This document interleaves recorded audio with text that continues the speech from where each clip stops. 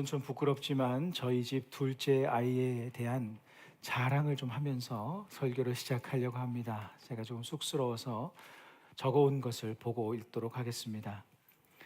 저희 아이는 부모의 말을 참 잘 듣습니다. 아침에 제 아내가 일어나라고 하면 피곤해도 엄마의 한마디에 벌떡 일어나 세면을 합니다.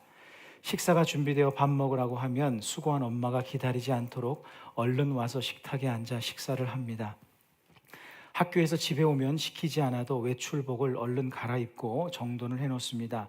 자기 방이 어질러지지 않도록 늘 정리정돈을 하여 깔끔하게 생활합니다. 아무리 하고 싶은 일을 하고 있더라도 밤이 늦어서 잠자리에 들라고 하면 바로 정리하고 잠자리에 듭니다. 어떻습니까?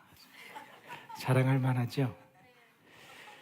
그런데 이 모든 건 저의 희망사항입니다. 실제로 전혀 그렇지 않습니다. 현실과 완전히 다릅니다. 모든 부모님들이 그렇겠지만 하나님께서 보내신 사랑하는 아이들에 대한 기대와 또 희망사항, 그리고 아이들이 보여주는 실제 모습은 전혀 다른 경우가 많습니다. 우리의 기대가 무너지는 경우도 많고 또 기대 이상의 모습을 보여줄 때도 있습니다. 오늘 본문에 보여지는 바나바와 사울의 모습도 그렇습니다. 그들은요, 자기의 뜻대로 무작정 선교 여행을 떠난 것이 아닙니다. 하나님의 뜻대로, 하나님의 부르심을 따라, 하나님의 보내심을 따라 순종하는 마음으로 출발했습니다. 그러니까 얼마나 기대가 있겠습니까? 내가 있는 곳은 하나님께서 보내신 곳, 내가 가는 길은 하나님께서 보내신 길. 우리도 하나님께서 보내신 곳이라는 마음이 있다면, 믿음이 있다면, 또 하나님의 말씀에 내가 순종하고 열심히 기도하고 열심히 신앙생활하고 하면 기대감이 생길 수 있습니다. 하나님께서 이런 삶을 통해서 놀라운 일을 이루어 주시겠지. 삶의 아름다운 열매들을 맺어 주실 거야. 좋은 일이 있을 거야. 이런 기대감을 갖게 되죠. 그러나 바나바와 사울이 마주한 현실은 그런 모든 기대감을 무색하게 하는, 이것이 우리의 희망사항뿐이었나 싶을 정도로 아무런 일도 일어나지 않았습니다. 지난주 본문에 그들이 구브로에 도착했을 때 그들이 도착한 곳은 살람이라는 곳이었습니다. 그 살람이라는 곳에 도착해서 오늘 바보라는 곳에 이르기까지 아무런 기록이 없습니다. 그 길이가 약 180km 정도 되거든요. 회당을 들러서 사람들에게 전도하고 쉬고 전도하고 얼마나 열심히 했겠습니까? 얼마나 열심히 전도했겠습니까? 약 2달, 좀 많게는 3달 정도의 기간이 걸려서 이 바보라는 곳에 이르렀는데 그때까지 아무런 성과가 없었던 겁니다. 기록된 것이 아무것도 없어요. 우리의 신앙생활도 마찬가지입니다. 하나님께서 주신 귀한 믿음을 가지게 되면 기대감이 생깁니다. 하나님께서 나를 부르셨어. 하나님께서 나와 함께 하셔. 하나님께서 내 삶의 자리로 나를 보내셨어. 하나님께서 허락하신 삶의 현장에서 믿음으로 살아가려고 합니다. 순종하며 삽니다. 더 열심히 기도하고 더 열심히 신앙생활하면 하나님께서 삶의 좋은 성과와 열매들을 많이 맺게 하시겠지. 이런 기대가 생길 수 있습니다. 그런데 막상 삶의 현실을 보면 이 기대가 내 희망사항이었나 싶을 때가 있습니다. 하지만 일전에도 말씀드렸듯이 여러분, 포기하지 않으면, 중단하지 않으면 반드시 그 삶은 열매를 맺게 되어 있습니다. 갈라디아서 6장 9절에서 이런 말 이렇게 약속하시죠. 우리가 선을 행하되 낙심하지 말지니 피곤하지 아니하면 때가 이름에 거두리라. 피곤하지 아니하면, 이게 뭡니까? 지치는 것이죠. 이제 피곤하니까 그만할래. 이 선을 행하는 삶, 하나님의 말씀을 따라 사는 삶, 보이지 않아도, 아무도 보아주지 않고 알아주지 않아도 내가 성실하게 사는 삶을 중단하지 않으면 하나님께서 반드시 그 삶을 통해 열매를 맺게 하실 거라는 약속이에요. 오늘 본문에서는 드디어 첫 번째 열매가 맺히는 그러한 장면, 좋은 은혜의 기회가 열리고 있었습니다. 본문 사도행전 13장 7절입니다. 그가 총독 서기오 바울과 함께 있으니 서기오 바울은 지혜 있는 사람이라 바나바와 사울을 불러 하나님의 말씀을 듣고자 하더라. 이 바보라는 지역에 마침 로마에서 파견한 총독이 있었습니다. 이름은 서기오 바울인데요, 이 사람이 실제로 상당한 권세가였다고 합니다. 상당히 높은 사람이었고요. 근데 이게 어떤 일입니까? 하나님의 말씀을 듣고자 하더라. 이게 얼마나 큰 횡재입니까? 이 로마 총독을 이 허스름한 옷을 입은 초라하게 보이는 바나바와 사울이 보자고 하더라도 그가 봐주겠습니까? 만나기가 어려운 사람입니다. 그런데 그가 먼저 손을 내민 거예요. 하나님의 말씀을 듣고자 하더라. 이게 얼마나 놀라운, 정말 깜짝 놀랄만한 그러한 행복한 뉴스입니까?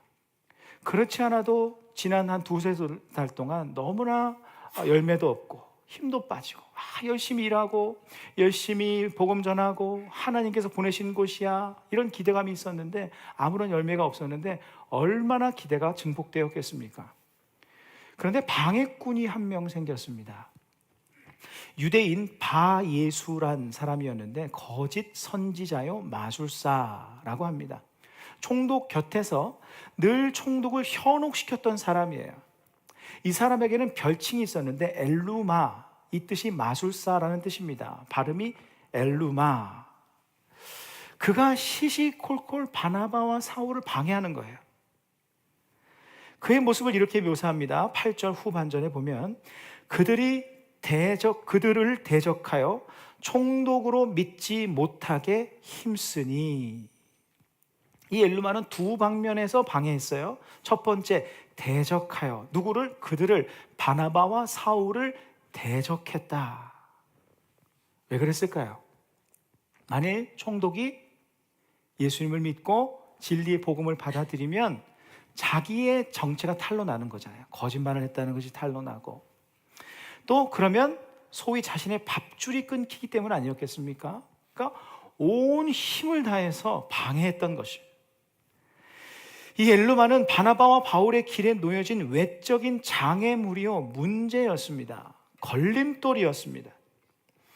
우리도 삶의 어려운 문제들, 이런 것들을 만나면 참 힘이 듭니다. 믿음 생활에 방해가 됩니다. 여러분, 삶의 문제 가볍지 않습니다. 무시할 수 있는 것들이 아니에요. 내가 해결해야 될, 나를 골치 아프게 만드는, 내가 믿음의 진일보, 믿음의 전진을 해야 되는데 그 길을 막게 하는 문제가 될 수 있어요. 삶의 문제가 믿음의 문제가 되는 경우가 참 많이 있습니다. 그 다음은 믿지 못하게 힘썼더라라고 기록합니다. 누구를 말입니까? 로마 총독 서기오 바울이 믿지 못하도록 힘썼다. 원문으로 해석하면 믿음으로부터 벗어나도록, 이런 뜻입니다. 믿음으로부터 벗어나도록, 믿음으로부터 분리되도록, 믿음으로부터 떼어지도록 힘썼다. 근데 실제로 어떻게 그렇게 했을까? 그것을 사도 바울이 이제 이야기하는데, 본문 10절 후반절에서 사울이 그를 향해 한 말을 보면 그가 어떤 식으로 믿음으로부터 벗어나도록 했는지 알 수 있습니다. 주의 바른 길을 굽게 하기를 그치지 아니하겠느냐. 하나님의 말씀, 복음을 굽게 했다는 겁니다. 그러니까 바른 길을 굽게 했다. 그러니까 바른 길을 막았다, 중단시켰다, 정면으로 반박했다, 이것이 아니라 이것을 원어로 보면 굽게 하기를에 쓰인 헬라어 디아스트레포는 영어로 디스톨트입니다. 한글로 왜곡시키다. 즉 엘루마가 총독 서기오 바울이 그 말씀을 들을 때 그의 믿음이 생기지 못하도록 이건 거짓입니다 라고 반박한 것이 아니라, 터무니없다 이렇게 말한 것이 아니라, 그게 맞긴 맞는데 이렇게 생각하면 아니지 않습니까? 이렇게 한 거예요. 이게 마귀의 전술입니다. 인류 최초의 말씀 왜곡 사건 아시죠, 여러분? 뱀이 하와를 유혹하고 현혹할 때 말씀을 왜곡시켰어요. 하나님께서 이렇게 말씀하셨죠. 창세기 2장 17절, 선악을 알게 하는 나무의 열매는, 선악과는 먹지 말라, 내가 먹는 날에는 반드시 죽으리라 하시니라. 하나님께서 말씀하신 것은 먹지 말라, 먹으면 죽는다, 반드시, 이런 말씀하셨는데, 뱀은 이것을 살짝 비틀어 유혹합니다. 창세기 3장 3절에 4절, 동산 중앙에 있는 나무의 열매는 하나님의 말씀에 너희는 먹지도 말고 만지지도 말라. 하나를 끼워 넣죠. 만지지도 말라. 너희가 죽을까 하노라. 반드시란 말을 뺐죠. 뱀이 여자에게 이르되 너희가 결코 죽지 아니하리라. 그 3번 왜곡을 딱 한 겁니다. 근데 이 말을 들으니까 하와가 혼동이 되는 겁니다. 만지지도 말란 말을 하셨나 안 하셨나? 이건 뭐 지금 잘 가늠이 안 되는 거죠. 근데 그 말을 딱 더하니까 어떤 논리가 성립되냐면 만져도 죽지 않는다, 이렇게 된 거예요. 하나님은 전혀 언급한 일이 없는데 만져도 죽지 않는다? 딱 만져보지 않았겠어요? 근데 죽지 않잖아요. 그러니까 용기가 생긴 겁니다. 그러니까 먹어도 죽지 않을까? 먹은 것이죠. 말씀의 왜곡이 이렇게 무서운 겁니다. 치명적입니다. 왜곡으로 인해서 그의 믿음에 힘이 빠지게 되고 온 인류의 타락이 시작된 거예요. 우리의 믿음 생활에서 우리가 가장 경계해야 될 것 중에 하나가 바로 이 왜곡입니다. 왜곡. 신앙의 왜곡, 말씀의 왜곡을 주의하십시오. 우리 믿음의 가장 큰 적 중에 하나가 바로 왜곡입니다. 우리의 믿음을 떨어뜨리는 말은요, 하나님이 안 계시다, 이런 말이 아닙니다. 이런 말을 하는 사람은 아예 믿음이 아직 안 생긴 사람이고요. 믿음이 있는 사람들에게 믿음의 힘을 쭉쭉 빠지게 하는 말이 어떤 말들인가? 왜곡하는 말이에요. 하나님은 분명히 계신데 나하고는 별로 상관이 없으신 것 같아. 그럴듯하지 않습니까? 때로 크고 작은 삶의 문제 앞에서 우리의 마음에 이 엘루마의 왜곡의 소리들이 막 울려버립니다. 하나님께서 사랑이시란 말씀은, 하나님께서 사랑이시란 말씀은 맞는 것 같은데 나를 이런 어려운 상황에 내어두시는 것을 보니 나를 별로 사랑하지 않으시는 것 같다. 내 기도에 응답하지 않으시는 것을 보니 내게 별로 관심이 없으신 것 같다. 나를 돌보시지 않는 것 같다. 반은 맞고 반은 틀린 것 같은, 또는 성경에 기록된 하나님의 능력은 믿을 수 있는데 하나님의 능력은 내 삶의 현실과는 별로 관계가 없는 것 같아. 이런 엘루마의 왜곡의 소리들이 들립니다. 분명히 말씀드리지만 이건 하나님의 음성이 아닙니다. 하나님께서는 단 한 번도 그런 말씀을 하신 적이 없으십니다. 단 한 번도. 이건 둘 중에 하나입니다. 마귀가 주는 음성이거나 아니면 자기의 의심, 우리 안에서 생기는 의심의 소리입니다. 이런 엘루마의 왜곡의 소리는요, 우리의 믿음을, 힘을 완쪽쭉 뺍니다. 뭔가 힘을 내어 살려고 그러면, 와, 하나님께서 그런 일을 행하셨지. 주일 예배 시간에 나와서 정말 그 하나님을 찬양하고 가는 내 삶의 현실을 보면, 하나님은 그 하나님인가? 내 하나님은 아닌가? 힘이 쭉 빠지죠. 이건 하나님의 음성이 아닙니다. 마술사 엘루마가 정확히 어떤 내용으로 하나님의 말씀을 왜곡하였는지는 알 수 없습니다. 많은 분명한 것은 무엇인가? 그의 왜곡으로 인해서 서기오 바울이 믿음을 도무지 가질 수 없었던 거예요. 왜곡이 이렇게 무서운 것입니다.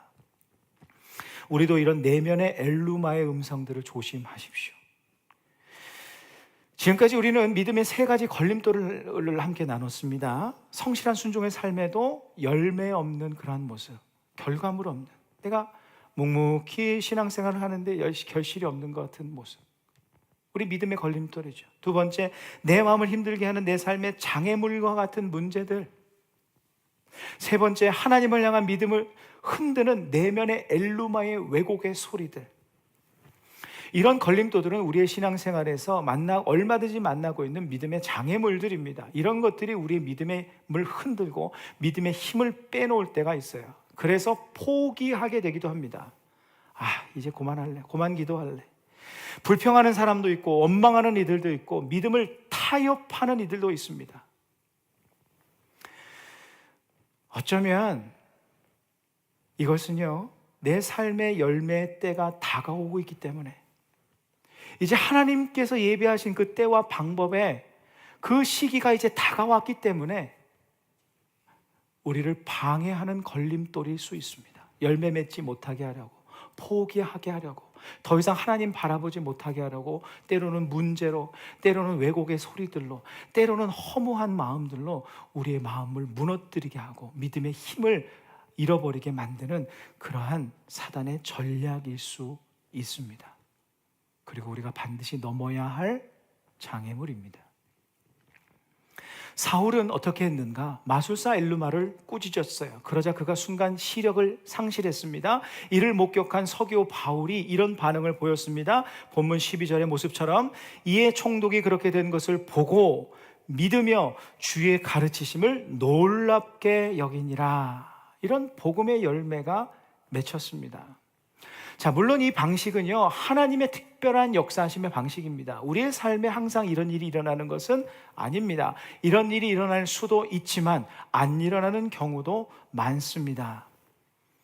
근데 여기서 결정적이고 중요한 전환점이 되는 구절이 한 구절 있습니다. 본문 사도행전 13장 9절입니다. 우리 함께 읽으시겠습니다. 시작. 바울이라고 하는 사울이 성령이 충만하여 그를 주목하고. 이게 전환점. 엘루마로 가득한 상황, 장애물로 가득한 상황, 지쳐있는 그 상황 속에 전환점을 가져다주는 말씀인데, 여기서 사울이 성령이 충만했다라는 사실은 너무나 중요한 말씀인데요, 이를 이렇게 적용하면 안 됩니다. 엘루마가 있어? 왜곡의 마음에 낙심이 있어? 공허하니? 너 성령 충만하지 않아서 그래. 기도해라. 너 예배생활 게을리해서 그래. 예배생활 열심히 하고. 물론 맞는 말이지만 그렇게 말하라고 가뜩이나 힘들고 넘어지고 왜곡의 소리가 들려서 힘이 빠지고 하는 그 사람에게 이런 말을 하라고, 이런 말씀이 있는 것은 아닙니다. 예배를 회복하고 기도를 회복하고 말씀 생활을 회복하는 것은 중요하지만, 오늘 본문에 우리가 보다 더 주목해야 될 한 부분이 있어요. 그것은 무엇이냐면, 성령 충만했다라는 사울 앞에 그를 꾸며주는 말입니다. 바로 바울이라고 하는 사울이, 이 표현이에요. 오늘 본문은 사도행전에서 사울이라는 이름이 이제 마지막으로 언급되고 바울이라는 이름이 등장해서 그 이름으로 살게 되는 그 출발점, 그것이 시작되는 구절입니다. 사울이라는 이름은 히브리식 이름입니다. 이스라엘 사람이기 때문에 유대식 히브리어 이름이요, 이스라엘의 초대 왕과 같은 이름입니다. 부모님이 그 이름을 지어줄 때 정말 큰 인물이 되라, 큰 사람이 되라 라는 의도로 지어준 것이었겠지요. 반면에 그는 나면서부터 로마 시민권이 있었기 때문에 로마식 이름도 필요했습니다. 여기 말로 우리 미국으로 말하면 한국 이름과 미국 이름을 갖고 있는 거나 마찬가지예요. 그래서 로마식, 이방식 헬라어 이름이 있었는데 그것이 바로 파울로스, 바울이라는 이름이에요. 그런데 그 뜻은 공교롭게도 이 사울이라는 이름이 가진 그 의도와 정반대로 작은 자, 작은 이런 뜻입니다. 그러니까 그 한 사람인데 태어나면서부터 두 가지 이름을 가지고 살았다는 것이에요. 크게 되라 사울, 작은 자가 되라 바울, 이렇게 했다는 것이죠. 그런데 오늘 본문 이후에는 오직 바울이라는 이름만 기록되어 있어요. 왜 그랬을까요? 그가 자기의 이름을 바울이라고, 바울만 사용할 것으로 정했기 때문입니다. 이는 그의 부르심과 관련이 있습니다. 일전에 사도행전 9장을 우리가 함께 나눈 적이 있었죠. 그때 무슨 사건이 있었습니까? 사울의 회심 사건이 있었습니다. 그때 하나님께 받은 그의 소명을 이렇게 말씀하고 있습니다. 사도행전 9장 15절, 이 사람은 내 이름을 이방인과 임금들과 이스라엘 자손들에게 전하기 위하여 택한 나의 그릇이라. 그래서 이 사도 바울의 닉네임이 이방인의 사도 아닙니까? 이방인들에게 복음을 전하는 사람. 이 사도 바울로 인해서 세계 곳곳에 하나님의 복음이 전파되는 그 출발점이 된 것이죠. 그러므로 사울은 자신이 이방인 전도를 위해서 부름을 받았다는 그 소명, 그 사명을 알게 돼요. 따라서 사울이 그의 유대식 이름을 사용하지 않고 이방식 이름인 바울을 사용하게 된 것은 자신의 사명의 대상인 이방인들에게 다가가기 위함이었습니다. 즉, 그의 바울이란 이름에는 그의 부르심, 그의 소명이 내포되어 있는 것이었기 때문이에요. 그는 더 이상 사울이란 이름으로 살지 않고 바울이란 이름으로 살았습니다. 그렇다면 왜 하필 오늘 본문에서 그러한 트랜지션이 일어났을까요? 안디옥 교회에서 출발할 때 그렇게 출발할 수도 있지 않았겠습니까? 그리고 나중에 얼마든지 그렇게 바꿔 사용해도 되지 않았겠습니까? 바울이라고 하는 사울이 오늘 본문에서 이 엘루마 앞에 있을 때, 인생의 장애물 앞에 있을 때 왜 그의 이름이 바뀌었겠습니까? 사도행전의 저자인 누가는 오늘 본문의 장면에 함께하고 있지 않았습니다. 누가가 본 장면이 아닙니다. 훗날 동행하게 되는데 대신 오늘 본문에서 누가 동행하고 있었는가? 바나바가 동행하고 있었고 수행원으로 함께 있었던 요한이 동행하고 있었습니다. 그들이 이 사울의 모습을 보았습니다. 그들 중에 한 명이 훗날 사도행전의 저자인 누가에게 오늘 본문의 이야기를 전달했겠죠? 전달할 때 성령 충만한 그의 모습 앞에 바울이라고 하는 사울이 이렇게 그의 모습을 묘사했다는 것을 알 수 있어요. 왜 그렇게 묘사했을까요? 그것은 그들의 눈에 지금 이 순간 믿음의 걸림돌, 인생의 걸림돌로 가득한 상황 앞에서 그들이 목격한 사울의 모습은 어느 때보다 자신의 소명에 집중하고 있는 바울의 모습이었기 때문입니다. 소명에 집중한 모습이 곧 성령 충만한 모습입니다. 열매가 있건 없건 방해가 있건 없건 내게 맡겨진 삶, 나를 부르신 주님께서 나를 보내신 그 삶의 자리에서 내가 할 일을 묵묵히 최선을 다해서 주님을 바라보며 살아가는 그 삶, 그것이 소명의 삶 아닙니까? 소명에 집중한다는 것은 무엇입니까? 어떤 상황에서도, 내 삶의 어떤 상황에서도 나를 부르신 하나님의 뜻과 섭리를 믿고 믿음으로 굳게 서는 것이 소명에 집중하는 것입니다.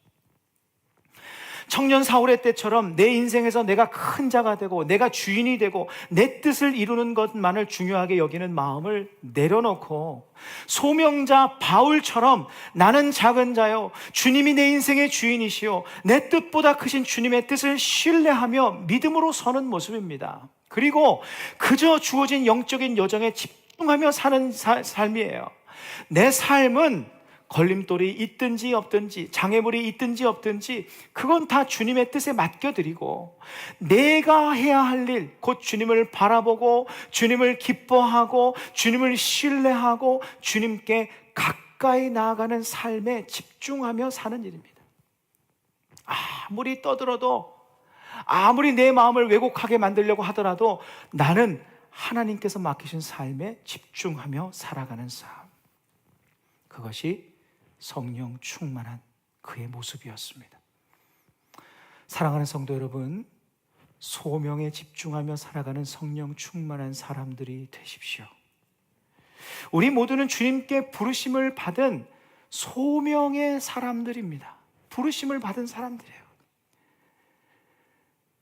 아버지께서 인도하지 않으시면 아버지께로 올 자가 없느니라. 주님께서 다 부르신 자들입니다. 여러분이 여기 앉아있는다는 그 사실 자체가 주님께서 우리를 부르셨다는 거예요. 십자가에서 자신의 생명을 내어주시고 우리를 존귀한 주님의 자녀로 부르신 자들입니다. 그리고 사울이 바울로 살게 되었듯이 우리로 하여금 가지고 살게 하신 이름이 있어요. 그것이 무엇입니까? 하나님의 자녀, 하나님의 사람, 크리스찬, 그리스도인, 이런 이름입니다. 우리는 이 소명의 이름에 집중하며 살아가야 됩니다. 우리가 성령 충만하지 않은 이유가 무엇일까요? 그 이유 중에 하나는 이런 이름들이 아닌, 하나님께서 우리에게 주신 소명의 이름들이 아닌 내 이름만을 위해서 살기 때문이에요. 주님께서 우리에게 붙여주신 소명의 이름을 위하여는 살지 않기 때문입니다. 우리 자신의 삶을 한번 되돌아보십시오. 지난 한 주간 여러분은 여러분의 이름을 위하여 사셨습니까? 아니면 크리스찬이라는 이름을 위하여 사셨습니까? 내 이름을 위하여 일하셨습니까? 아니면 하나님의 사람이라는 이름을 위하여 일하셨습니까? 내 이름, 내 뜻, 내 계획, 내 기대, 이것을 소중히 여기며 사셨습니까? 아니면 크리스찬이라는 이름에 맞게 그리스도의 뜻, 하나님의 계획, 하나님의 일하심, 하나님에 대한 기대 가운데 사셨습니까? 지난 한 주간 동안 내가 애쓰며 힘썼던 일이 나의 뜻과 계획뿐이었습니까? 아니면 나의 뜻과 계획은 주님께 맡기고 주님의 뜻과 계획을 구하는 하나님의 사람, 하나님의 자녀, 크리스찬, 이런 이름으로 사셨습니까? 우리는 삶에서 인생의 걸림돌들, 인생의 엘루마를 만날 수 있습니다. 삶의 어떤 열매도 보이지 않고 어려운 문제가 눈앞에 있고 하나님을 향한 믿음의 왜곡이 일어나고 그런 마음들이 생길 수 있고 그런 생각이 얼마든지 찾아올 수 있습니다. 연약하기 때문입니다. 근데 여러분, 그때는 넘어질 때가 아니랍니다. 일어설 때입니다. 그때는 주님을 향한 믿음을 포기할 때가 아니라 믿음을 붙들 때입니다. 그때는 내 뜻을 붙들 때가 아니라 하나님의 뜻을 붙들 때입니다. 그때는 내 이름으로만 살 때가 아니라 자신의 생명을 내어주시고 우리에게 주신 이름, 하나님의 자녀, 하나님의 사람, 크리스찬이란 이름으로 살아갈 때입니다. 삶은 주님께 맡기고 주님 바라보며 내 삶에 주어진 이 영적인 여정에 집중하며 묵묵히 그 삶을 살아가십시오. 그 길에 집중하며 살아가십시오. 그러면 하나님의 때에 하나님의 방식으로 선하신 역사를 반드시 이루어 주실 것입니다. 한 아빠가 자기 딸 아이에게 너는 커서 뭐가 될 거야? 라는 질문을 합니다. 이 질문에 답하는 딸의 모습을 13년간 매년 새 학기가 시작할 때마다 기록을 영상으로 한 것을 제가 본 적이 있어요. 그 딸아이가 이렇게 대답합니다. Doctor, 의사가 되겠다. Teacher, 선생님, 마술사, 식당 종업원이 되겠다. 스무디 가게 주인이 되겠다. 심장외과 의사가 되겠다. 물리치료사, 간호사. 해마다 그 대답이 바뀝니다. 해마다 그 딸의 대답은 달라졌지만 변함없는 것이 하나 있었어요. 그것은 무엇이냐면 그 딸의 응답을 들은 뒤에 아빠의 반응이었습니다. I love you. I love you. I'm proud of you. 나는 너를 사랑해, 내 딸. 있는 모습 그대로. 너의 꿈이 무엇이든, 너의 삶의 모습이 무엇이든 나는 너를 사랑하고 응원하고 나는 내가 자랑스럽다, 이것입니다. 우리 하나님 아버지의 사랑도 이와 같습니다. 흔히 아빠들 보면 딸 바보라고 얘기하는데 우리 하나님 보면 우리 바보신 것 같아요. 우리만 보면 어쩔 줄 몰라 하십니다. 나 같은 사람을 얻으시기 위해서 예수 그리스도를 십자가에 내어주셨습니다. 나를 용서하기 위해 십자가에서 생명을 내어주셨습니다. 바보가 아니면 어떻게 그러실까? 그리고 주신 이름이 하나님의 자녀라는 이름입니다. 생명을 희생하시고 주신 이름이 크리스찬이라는 이름입니다. 그래서 주님은 그분께서 주신 이 이름을 가지고 있는 사람들, 하나님의 자녀들, 하나님의 사람들, 하나님의 아들, 딸들을 보면 이렇게 말씀하십니다. I love you. I am proud of you. 난 영원토록 널 사랑할 거야. 너를 응원할 거야. 스파냐의 말씀처럼 널 보면 나는 기뻐서 어쩔 줄을 몰라. 이렇게 주님은 지금도 우리에게 이렇게 말씀하고 계세요. 그러므로 여러분 기억하십시오. 우리 인생의 어떤 걸림돌도, 엘루마와 같은 장애물도, 왜곡된 생각들도, 그 어떤 것도 우리를 향한 하나님의 사랑에서 우리를 끊을 수 없을 것입니다. 우리는 신이 선택한 사람들이에요. 하나님께서 선택하시고 부르신 소명의 사람들입니다. 나를 부르신 주님의 뜻, 내 삶을 응원하시는 주님의 계획을 믿고 내 삶을 맡겨드리시고, 내 삶의 상황이 어떠하든지 간에, 인생의 엘루마가 있든지 없든지 간에, 내 삶의 열매가 있든지 없든지 간에, 내 마음속에 왜곡의 소리가 들리든지 안 들리든지 간에 나는 하나님의 자녀다, 나는 하나님의 사람이다, 나는 크리스찬이라는 자부심을 갖고 우리 또한 주님만을 바라보며 주님께 내 삶을 맡겨드리며 내게 주어진 이 믿음의 삶에 최선을 다하고 내게 주어진 이 소명의 삶에 최선을 다해 살아가는 우리 모두가 되기를 바랍니다.